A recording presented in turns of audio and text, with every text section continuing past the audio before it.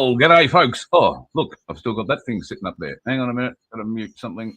We are trying as best we possibly can to figure out those connection issues. Hello, folks. How are you? Yes, it's been fun. Telstra. Oh, there's a story. I went and got the SIM card. Still waiting for the call back to get it connected. Don't know why I needed to get another SIM card. It took me 2 hours to get that SIM card. I had to wait 2 hours to walk in so they could give me that. There was nobody in the store when I got there, but apparently there was a queue. Service. My God, it's not... Customer service is not something Telstra provide. Starlink, on the other hand, they seem to provide a fairly good service, he says, looking over at the Rumble feed at the moment and watching it stick. But the picture looks a bit clearer and things seem to be working. So if you happen to be available to get in one of the chats, oh, hello, Susan and Margot. Lovely to see you. Great. How's it coming through at your end? This is a bit of a test just to see, you know, whether or not I can do bits and pieces with the Starlink. I've had an interesting time putting it up in Brisbane. For the last 24 hours or so, it's been rather messy with weather, on and off thunderstorms and rain and all that sort of thing. And I've got, you know, a 1.8 meter metal pole with the dish on top of it. I'm on top of a ladder climbing up onto a roof in the rain, in the wind. I'm trying to do it all one-handed because I'm a bit big to get on tiles. So I'm up the side. Oh, shit. Look, comedy varies, but... have got the dish up, haven't got it up as high as I would like. So clearly it looks like it's working okay, the connection at this time. And with a bit of luck, I've managed to turn my microphone on this time. Yeah, bloody good. So you can hear me. So, yeah, the thing with Starlink, if you are considering Starlink, I've got to tell you, it's a marvelous service. If you are in a built-up area, not so flash, if you're living in a high rise, you'd probably have to get your dish on top of the roof. Starlink works on a horizon to horizon basis. And the funny thing about the satellites is that they move, or we move, or there's some movement going on. That's why the dish tracks in the sky, auto-locates, auto-sets itself up, and then just keeps following the waves of satellites that pass over this area. Now, at different times of the day, they are in different parts of the sky, and that means your horizon can change. And in my case, that's exactly what happens. It goes from an area where I have almost ground level horizon, not quite ground level, but almost, through to where there are some very tall palm trees and very thick foliage, and I can't get through that. So that depends on, that usually happens later in the afternoon for me. Now that I've raised it up a bit higher and we're on the roof at least, we'll see how it goes tonight. There will be a show tonight. Cass Smith is coming on. I tried to get her on the other night to have a bit of a natter and everything went to shit. So she's coming back tonight to have a bit of a discussion about what's going on in the super world and what's going on in the markets. And I see today the ANZ Bank in Victoria and Tasmania, certain branches no longer deal in cash. That means you can't go in and ask for cash over the counter. That means you can't go in and deposit cash over the counter. They do have smart ATMs where you can do all that, including coin counters and all that sort of thing. Although the last time I tried to go to a coin counter, and I think it was with a different branch or a different bank, but it was the nearest coin counter that was working right up until the point I got to it. And it shut itself down, turned itself off and said, thanks, out of service. So what do you do then? If you're in a little country town or you're somewhere in Victoria, somewhere in Tasmania, and you've got, you know, a bag full of coinage that has to be counted, and the only bank, smart ATM, whatever you want to call it, that you deal with is dead. Take it all home, hope somebody doesn't rob you. It's all an encouragement, folks, not to have you use cash. And, in fact, in the same article that you'll find on news.com.au right now, there is some pleb in the ANZ Bank telling us that, people are just not using cash anymore. It's dying faster than the dodo. You know, don't have to worry about cash. Everybody's embracing digital technology, digital transfer. I got a few words for that too, really. Bull and shit. Join them together, say them loudly. Bullshit. People are not walking away from cash, certainly not people in this movement. People may now begin walking away from the ANZ Bank, and there are a variety of reasons you may choose to do so. But if you've got money in the ANZ Bank and you want cash out of it, then don't expect to have to deal with a human. Apparently, those branches that are not going to deal in cash but will still open the doors are there to deal with your more serious financial and banking needs. So I guess, how to pay your house off faster, or how to stop the bank taking it. Or really, isn't it a great way to put you behind closed doors while they do take it? Because the only people you're going to yell and scream in front of are the people inside the bank who already know what they're going to do to your property and to you when you get in there. It's a nice way of keeping you out of the public view while they do to you what they want to do. That's my opinion. I'm not saying that's what they're going to do, but it's a nice way of doing it if you were going to do it. Interesting times. There have been a couple of interesting things that have popped out in the last couple of days. I have been trying to keep some record or some note of what's going on, but I have been fighting Telstra, and that makes it hard to keep up online. Still haven't got a resolution with that. They tell me that we've resolved it. That's the resolution sitting right there. It's hard to resolve that when it's sitting in my hand and not plugged into a modem, don't you think? But Telstra knows best. My goodness gracious me, yes. How's that? That's a big bang. That's a really big bang. Now, what sort of a bang would you expect could create that kind of a bang? Have a look.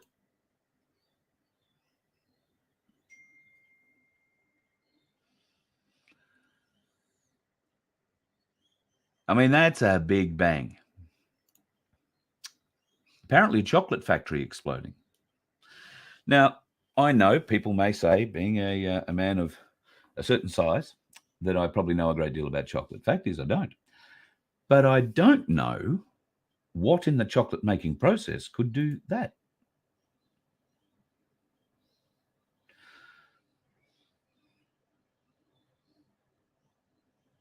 I mean, do they use steam, hot water? Okay, I guess there's got to be some heat to melt chocolate, gas potentially, maybe large amounts of gas if you're making large amounts of chocolate. I don't know how it works, but that is a huge, huge explosion. What else would they have in a factory like that? Could contaminants happen? I don't know. That happened in America recently. Interesting one. If you, I should have mentioned too, been kicked off YouTube, been kicked off None2K for a week. That was for, I think, the Sunshine Coast show. So they're going back through my stuff. I expect to be kicked off YouTube anyway fairly soon. They've apparently deplatformed Simeon completely. So certainly I can't find him. So it seems that's the way it's gone. He's encouraging people over to the Rumble channel. I would encourage you to do the same. If you're not already part of the Rumble family over there, you can go and find us under Voice of Freedom or Ozai. But YouTube are just going to progressively deplatform me. So be aware of that, particularly if you are a None2K channel watcher. That'll probably be the first one to go, but Voice of Freedom will follow after that pretty smartly. There are a couple of other channels that I have, Voice of Freedom, and I've got a couple more backups that they haven't even picked up on yet, but I haven't loaded anything into them. I can make you aware of those, and we will kick them off, but yeah, YouTube's certainly not going to be a focus. They've decided in their latest strike against me, they've decided that medical misinformation was the reason. And they've decided that they are simply following World Health Organization guidelines when it comes to misinformation on the jibbity jab. So there you go. I don't actually remember what I said in the Sunshine Coast show that would have upset them so much, or Darren, but nor do we care. It's just how it is. The censorship is truly staggering. So, and YouTube are ramping it up all over again. Rumble may well start ramping it up too, in which case there will be a Voice of Freedom BitChute channel starting in the not too distant future. And of course, there is always Project Matilda. God love Daniel and the crew from Project Matilda. When I say the crew, I'm talking about his two hands, because it's Daniel and his two hands that do all of this just about. So if you can show him a bit of love at Project Matilda and sign up there, join up there, that'd be all great. Some people have sent me a message saying that they've been locked out of the account for some reason or other. I have passed all those messages on. So Daniel will be in touch. Somebody will be in touch. I'm sure that'll be the way that it works. Now, I don't know how old you are. Did your parents have an Encyclopedia Britannica when you were a kid? A lot of parents did. A lot of families had them, and I think it was, dating back to the door-to-door sales days, in the 50s after the war, where people signed up to, paying off an encyclopedia a year, with a small amount of money every month or whatever it was. I think that's how this whole thing worked out. Pardon me one moment while I hang up on that guy just for one moment. So, I've forgotten what I was saying. Isn't that awful? It's what happens when somebody gets on the phone and creates havoc in your head. Anyway, moving on. We're heading off to Cairns. So Michelle Lee is paddling desperately to make it through the reef, and she aims to be in Cairns middle of next week. So Laura and I and the dog are shuffling our way north over the weekend. We're looking forward to heading up and checking out a few places and a few people, lovely friends that we've not yet met, but certainly made friends with over the last couple of years. So looking forward to actually running face-to-face, maybe sharing a meal and maybe a show in a few different places. We'll certainly be doing shows, but I don't know if they're going to be, live shows. I don't have venues up there yet, although one of the places that we're staying at has suggested we might be able to use somewhere there if we get up and figure it out. So Cairns, going to head up there, and we're going to welcome Michelle Lee home. If you're feeling the urge to join us, I know there's some folks in Cooktown who want to come down. Looking forward to meeting you guys. And there are some folks in Port Douglas who want to come down, Palm Cove, which is a much shorter distance. And maybe there's some folks around Cairns. Maybe Victoria and her young lads might pop down to wish Michelle all the best when she makes land. It's, I think, aimed at Cairns Marina. That's where she's going to sort of reach land. And somewhere between the 4th and the 6th or 7th at the absolute latest of April is what we're looking at. So we're going to head up over the weekend and make sure that we're there in time for her to arrive. There'd be nothing worse than driving 2,000 Ks and arriving 20 minutes late. God, just my luck too. But yeah, we're going to have a bit of a look around far north Queensland as well. Neither Laura or I have ever spent any time there. So we're looking forward to having a great look there, and we'll share a few pictures, no doubt. But I'm also looking forward to meeting the people up there who've got some serious concerns. Speaking of serious concerns, there is all sorts of shit going down the Northern Territory at the moment, folks. Now, you've heard me talk about David Cole or Lernpa before, and I haven't been very complimentary. That's because of who he was associating with, predominantly the UN at the time, and I refused to have anything to do with him, basically. It didn't affect him too much. He didn't know who the hell I was, and all power to him. That's the way it should be. It's not about knowing who people are in this movement unless they want to help. So yesterday, David Cole and I had a long conversation, not long enough, unfortunately, because I had a phone that was going flat. He's today sent me some videos of work that he's doing in the Northern Territory on The Voice. And these are important videos. I'm going to share those in a later video today. I want you to go and have a look at the work that David Cole Lernpa is doing in the Northern Territory. And this is just on the front of The Voice. Now, he's working on a number of other areas too, including the child stealing that's going on in the Northern Territory. And I know we all raise our eyebrows and say, oh, yeah, oh, yeah, yeah. Well, I can tell you that he's on the streets and he's seeing it happen. More than that, he's seeing what's happening with the kids who are now hungry because the social welfare card has been stopped, disabled, done whatever with. So mum and dad now have access to money that'll get them into a pub. and the kids are going hungry. So what are they doing? They're getting $500 a shot for the jab. Okay? The government is offering the Northern Territory Aboriginals $500 a shot, kids included. They don't need parental permission to get the shot. Some of those kids have had 9 shots. And David and another fellow he's working with, Craig, up there, are finding, and they have evidence of this, there are kids dropping dead on the street in front of them. This has to stop.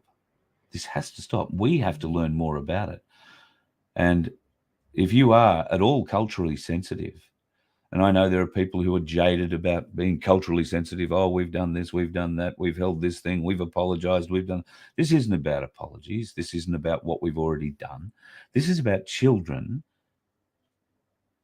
if they are hungry and can get money from no other area, are taking the jab for $500, not with any idea of the consequences of what they're doing, and they are dying.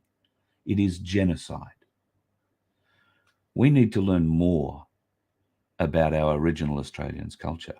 If you want to call yourself an Indigenous Aussie, and I do, because I was born here, all right, but I'm not original, we need to learn about original owners of this country, and we need to help them get educated about the voice, which will remove them from the land, will remove them from the rights they currently have, and will corporatize them. The only reason for this Albanese yes vote is so that the original Australians and Torres Strait Islanders can be brought under contract with the government, because currently the government do not have a contract with our original people. No contract. Therefore, they cannot be controlled. They cannot take their land. They cannot, and even though they are doing so, and some of the videos that I've seen today indicate that it doesn't really matter what the tribal elders decide. No, you can't mine our land. No, you can't do that. No, we don't want you to do that. They go ahead and do it anyway. In fact, they've already surveyed it. They've planned for it. And funnily enough, those COVID lockdown areas happened in exactly the areas where the mining companies wanted to do their exploring, drilling and such. There's all sorts of shit going down in the Northern Territory. It's being sold off. If it's not mining, it's pastoral, and it's basically all gone. They just need the people off it, and they are using horrendous tricks to get our people off the land. So you will see in coming days and weeks David Cole, Lernper, coming on here to have a chat. It's important that we get this message out, and I'm very pleased, and I'm very confident that he's not tied up with the UN or OSTF and all that stuff anymore. We talked directly, and I made it very clear my stance. He was very clear in his and explained his reasoning behind a lot of it. We talked about a lot of other people in this freedom movement, where he stands with them. And look, you can only take him out on his word. And I felt his word in me as honesty. So I have no reason and certainly no proof to distrust him at this stage. And I'm very interested in being able to help bring more alertness, more awake people to the fact of what's going on in the Northern Territory at the moment. I've had a bit of an idea of what's been going on there for some months, but my God, it's a lot worse than I first thought. And black and white unite is going to become a theme. We need to. We are brothers and sisters. Colour is unimportant. We are the Indigenous of this land. And they are our original custodians of it. They need our help. They need our support. And I don't mean financial support. I mean cultural support, brotherly support. We need to learn. I'm ashamed that we have, well, I have no real in-depth knowledge of culture and country. It was never taught to me in schools. I was taught the European history in schools because I'm of that age. I don't know what they're teaching in schools these days, but rest assured it'll probably have something to do with one of our black fellas wearing a dress and makeup walking around in the outback somewhere these days. It's just as likely. God knows what they're teaching, but it won't be the bloody truth. That's for sure. So David Cole, Loompa, is working on putting together an experience for people who do want to learn the truth, who do want to learn about culture. And I think that's something that Australians everywhere need to take a look at. I'm not saying you've got to go out and do the course, got to go and live the course, but I would commend that you go and have a look. Now, at the appropriate time, when I've got all the details, I'll show you that course. You can make a decision for yourself. This is a course he is being asked to roll out from Aboriginal nations right around Australia. They want us to learn. They want us to come join them. They want us to be brothers and sisters. We want to be brothers and sisters. So what's the problem? There are divisive elements. So watch for the divisive elements, folks, and ignore them. Call them out for what they are and piss them off. And I mean, piss them off goodbye. Don't piss them off, make them angry. I mean, piss them off goodbye. Division is the easiest way to spot most of what these pretenders are wanting to do. Some of them are very smart about what they do and how they inject that division.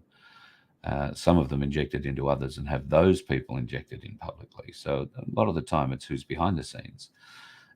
This is called discernment. You need to be discerning. You need to analyze, look at, query. Don't just believe. That's my theory on it all. Anyway, having a bit of a glance. The odd freeze, it's fine on Rumble, our local common. Oh, yeah, right. Beautiful. Let me go back to the chats in StreamYard for a sec.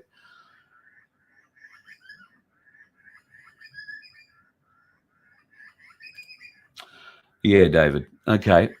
I do take your point. Maybe it is time to stop talking and start doing something to change the outcomes. Yes, we do have to do something. And I think the first step for that is we need to learn. The white fellas need to learn. I know nothing, and you may know a great deal. There are some in the community who do know a great deal about culture and country. I have this much knowledge, a little bit, and probably just a little bit enough to get myself in trouble. And this is, as I explained to Loompa yesterday, and as I've explained in conversations with Arnie Glenda previously, I apologize because I don't know if I ask a question at some point in time that might be offensive in some way, shape, or form. I'm embarrassed and ashamed that I don't know those cultural boundaries. I mean, we all learn certain boundaries, warnings about deceased Aboriginal persons appearing in videos and that kind of thing. Why do we have that warning? Do you know? I mean, I know, but that's only because I've had to read a few of them in the past, and why we have that in some cases in everything that's broadcast. I think nowadays it is everything that's broadcast. So, but why?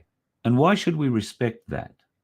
Why should we respect a welcome to country when our government has made it as bland as, look, just get them on first and get them off, and we'll get on with what we've got to speak about. We'll do the important stuff after that. They've made welcome to country. They've watered welcome to country down so badly that now most Australians are just envious that you're allowed to light a fire in public and not get charged for it. Just saying. Anyway, wasn't going to have a long show today, and or this time it's just a bit of a test. It seems like it's working okay, at least on Rumble, and I haven't got the YouTube channels up that are working to have a look at, but I will assume that they are working there too. Tonight, Cass Smith, if you haven't got your money out of the bank or out of Big Super at the moment, you might want to start thinking about it. A self-managed super fund could be for you, but don't just think, oh, what a great thing. A self-managed super fund comes with responsibilities, and what you will get once you contact me and I put you in contact with Cass is you will get an email back that basically says, here's what you need to do before we can move forward.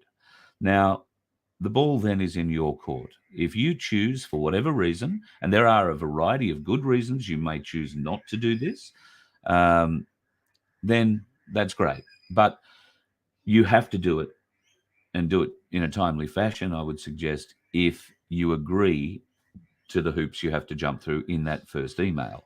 Now, those hoops aren't hoops for CAS or the Freedom Financial Services Group. Those hoops are for regulatory bodies and, all that sort of stuff, so that everything is done above board and transparent. Now, for some, particularly those who may not have a current tax return or an up-to-date tax return, this creates a bit of a problem, because the tax department will then want to see your latest tax filings before they do anything else.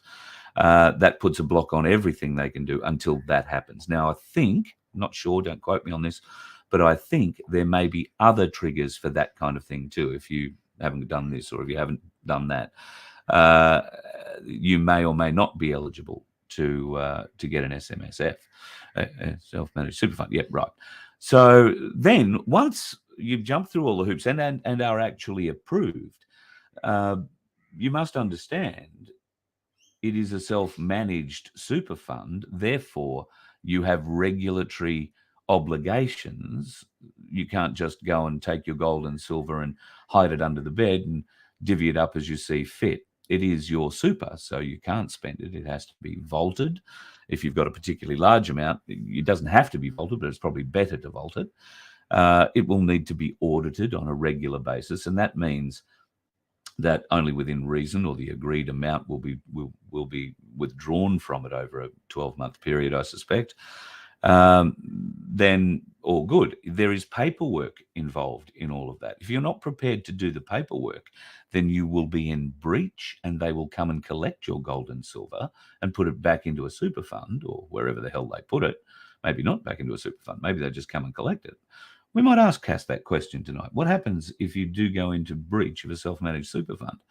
So bear in mind there are those responsibilities, and Cass's team will take you through all of that. It's nothing to be afraid of. It's nothing to be scared of, and it's not essentially for our side of it. It's not, I don't believe, very difficult, but it has to be done.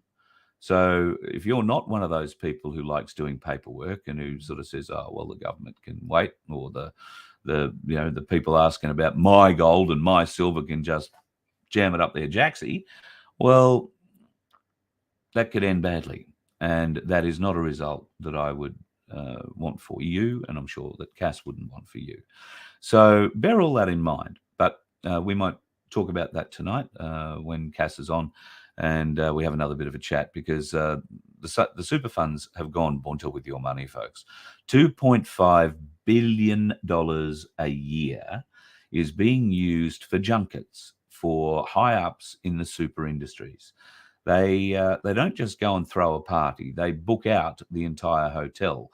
They don't just book out your local Best Western. No, they'll go and book out the Marriott or the Hilton or whatever grand thing. In fact, they'll go and book out entire resorts for a week under the guise of it being a conference. And I'm sure they do get together and discuss a few things, but that's probably over a round of golf or around the bar at some stage, where most business at these things usually gets completed. So who's paying for that? Well, you are. The money that they take out in management fees is what funds their junkets, and they live a very good private plane flying lifestyle in some cases, and you're funding it. So bear that in mind. That money that they're taking out could have been added onto the top of the pile you're holding for super, because that's where they got it from. They've taken a little bit from you, a little bit more from me, a little bit more from somebody else, and they clip it every time they walk past it, every time. So if you'd like to take control of your super and stop that, the chat might be for you tonight. 6:30 Australian Eastern Daylight Savings Time. Not going to have to say that for much longer. And 7:30 Eastern Daylight Time. So standard time is 6:30, daylight savings time is 7:30. Get it right. If you're in South Australia, you'll figure it out. And Western Australia, I don't think you're talking to the rest of the country right now. It's just how it is. Things are going, well, pretty wild in Western Australia. I was talking to Bob yesterday. Bob's coming on Friday night. We're going to have a little bit of a chat about the transport industry, because there is some interesting, very interesting things happening in the transport industry at the moment that you may not be aware of. And of course, maybe you are unaware, if you live in a city area, just how important trucks are and our transport is in our supply chain network around Australia. I'm sure the people of Western Australia know that because they have had no end of trouble with supply chains, particularly during the lockdown period, because there were no trucks on the road going west. Everything had to be shipped in by boat. I shit you not. So, yeah, interesting times ahead. We'll talk more about that a little bit later on. I'm just having a bit of a glance. There were a couple of other things that have popped up. Oh, I did talk about, that's where I left off, Encyclopedia Britannica. Right. I want you to go and have a look in, if you've inherited your parents' Encyclopedia Britannica, or an old auntie or an uncle's got one tucked away somewhere in a cupboard or sitting pride of place on a shelf because they took forever to pay it off, and they're beautiful leather-bound things. I want you to go and let me know if you've got one that predates 1958. If you've got one that predates 1958, I'm very interested in talking to you. It has to be the letter A, though. Okay, the letter A. So, yes, Encyclopedia Britannicas are what we're looking for from 1958 or before 1958 in the letter A for Antarctica, maybe. Just saying.